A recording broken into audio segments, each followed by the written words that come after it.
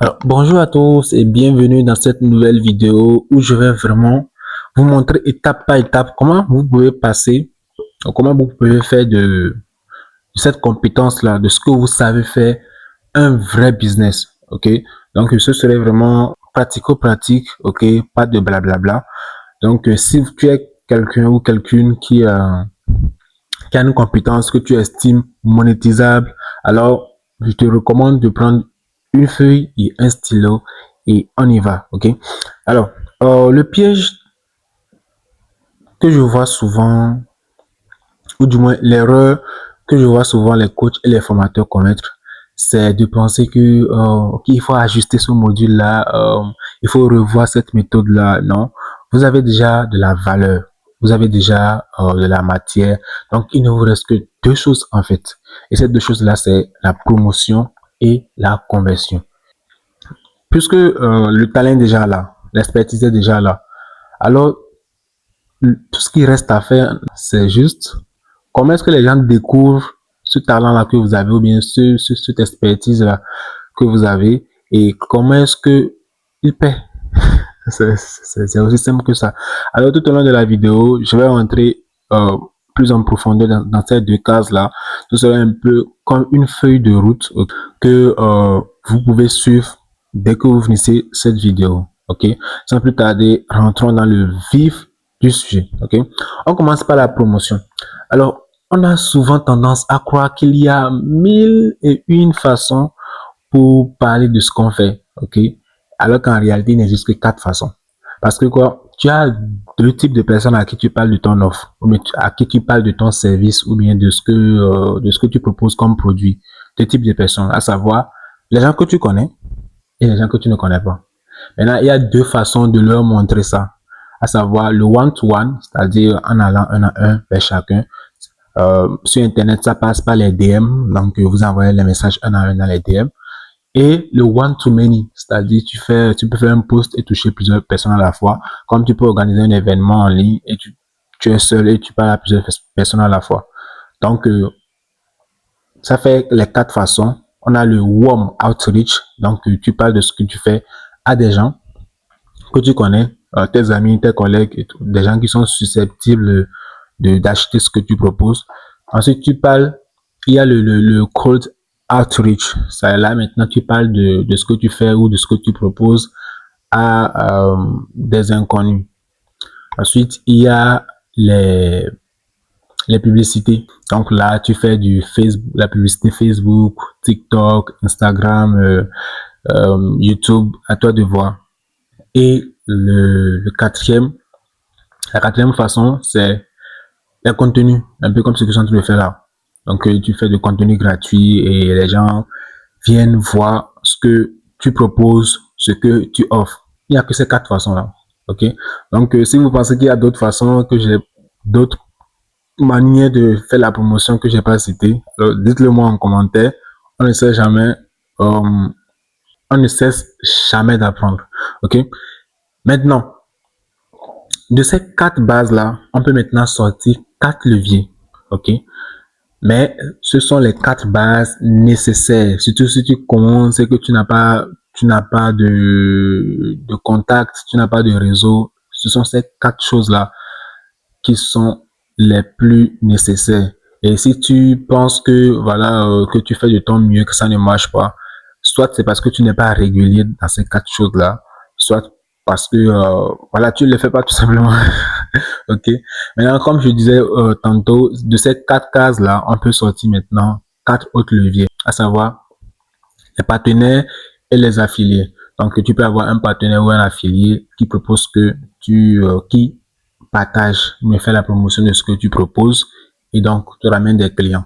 Tu peux avoir des employés, donc tu payes des gens qui travaillent pour toi, qui travaillent à ta place et qui te ramènent des clients. Tu peux aussi avoir les agences. Donc, tu peux aller vers une agence et leur demander, OK, de s'occuper de la partie vente du service ou bien du produit que tu proposes. Et il y a les systèmes automatisés. Ça peut être les tunnels de vente, etc. Donc, ça fait ces quatre choses-là. Mais, il faut quand même remarquer que ça a commencé par quoi? Un message une conversation et une offre. Donc, ça commence par ces 4 autres précédentes. Ces 4 choses, ces 4 façons, pardon, précédentes de faire la promotion. OK? Donc, on est arrivé à ce stade-là. Les gens ont pris connaissance de ce que vous faites. Les gens réagissent à vos posts. On passe donc de simples inconnus à des prospects engagés ou disons des prospects intéressés. OK? On passe à la conversion. Et au niveau de la conversion également, rassurez-vous, c'est pas quelque chose de vraiment compliqué quand vous avez le bon framework. Dans cette vidéo, moi-même personnellement, j'utilise plus de 4 frameworks, ok. Mais dans cette vidéo, je vais vous partager une qui est d'ailleurs simple que vous pouvez appliquer dès aujourd'hui. Ça s'appelle le framework Closer. C'est en fait un acronyme. Je vais vous expliquer étape par étape ce que c'est que chaque lettre et comment est-ce que vous pouvez l'utiliser, ok. Alors comme je disais, c'est un acronyme, ok. Closer, C-L-O-Z-E-R,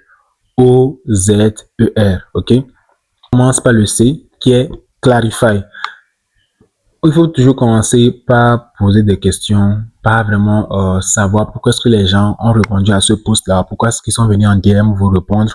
Voilà, donc vous pouvez poser des questions comme qu'est-ce qui t'a poussé à me contacter? D'accord, c'est juste des questions pour vraiment savoir d'où vient le problème, qu'est-ce qui t'a répondu à mon message, qu'est-ce que tu as vu et qui t'a intéressé. Vraiment des questions comme ça pour savoir pourquoi est-ce que la personne vous a contacté.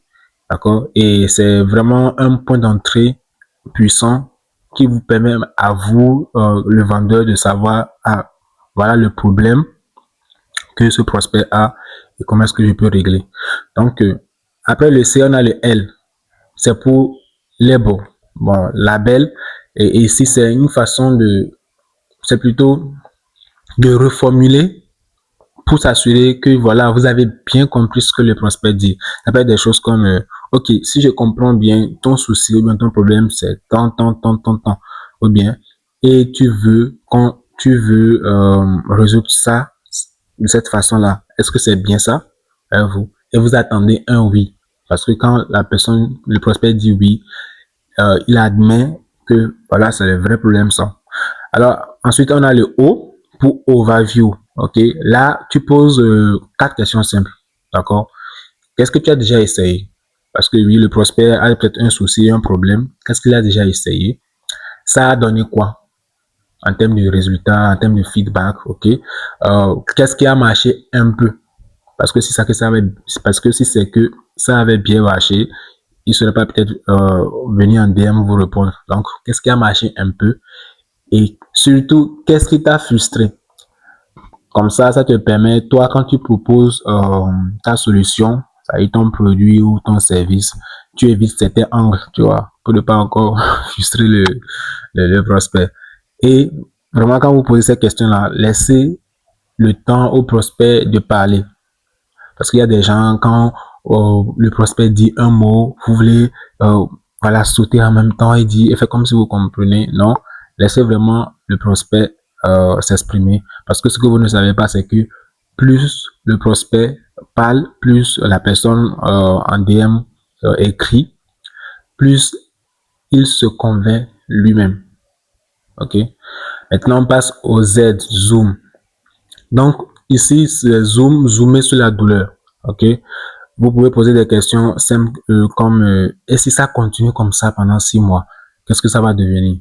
En fait, pourquoi est-ce que il faut vraiment zoomer sur la douleur? Parce que si vous voulez motiver rapidement quelqu'un à passer à l'action dans un court, laps de temps, il faut vraiment élargir la zone de douleur ou bien le cercle de douleur.